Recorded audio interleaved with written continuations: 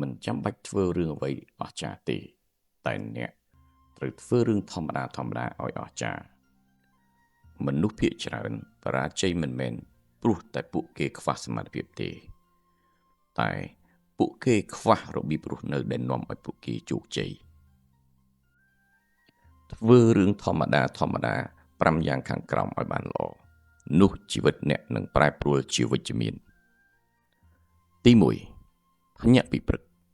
ភ្ញាក់ម៉ោង5ព្រឹកពេលដែលមនុស្សភាគច្រើននៅគេងអ្នកចាប់ផ្ដើមឈ្នះថ្ងៃរបស់អ្នករួចទៅហើយថ្ងៃមិនគ្រប់គ្រងអ្នកបានទេ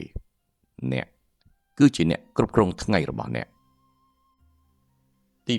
2ធ្វើការដោតទៅលើកិច្ចការសំខាន់របស់អ្នក10ម៉ោងយ៉ាងតិចក្នុងមួយថ្ងៃធ្វើដោយគ្មានការរំខានធ្វើដោយគ្មានលេសអនាគតរបស់អ្នកត្រូវបានសាងសង់ដោយម៉ោងដែលអ្នកផ្ដោតមិនមែនដោយក្តីស្រមៃរបស់អ្នកឡើយទី3ញ៉ាំអាហារល្អអាហារដែលផ្ដល់ថាមពលដល់រាងកាយមិនមែនអាហារដែលបំផ្លាញសុខភាពបំផ្លាញវិន័យរាងកាយអ្នកគឺជាអាវុធសំខាន់សម្រាប់បេសកកម្មជីវិតរបស់អ្នកថែវាឲ្យបានល្អទី4សមាធិឲ្យបាន5នាទីយ៉ាងតិចដើម្បីរៀនគ្រប់គ្រងចិត្តអប់រំចិត្តបើអ្នកមិនអាចគ្រប់គ្រងចិត្តអ្នកបាន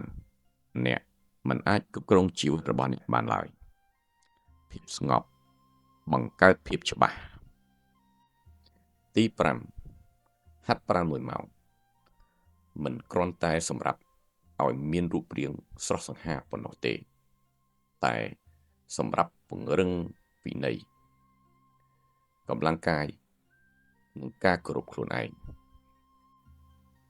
ធ្វើរឿងទាំងនេះជារៀងរាល់ថ្ងៃធ្វើដោយគ្មានការត្អូញត្អែរអ៊ូរទាំធ្វើដោយគ្មានលេសព្រោះមនុស្សពិតមិនរស់តាមអារម្មណ៍ទេពួកគេរស់តាមស្តង់ដារ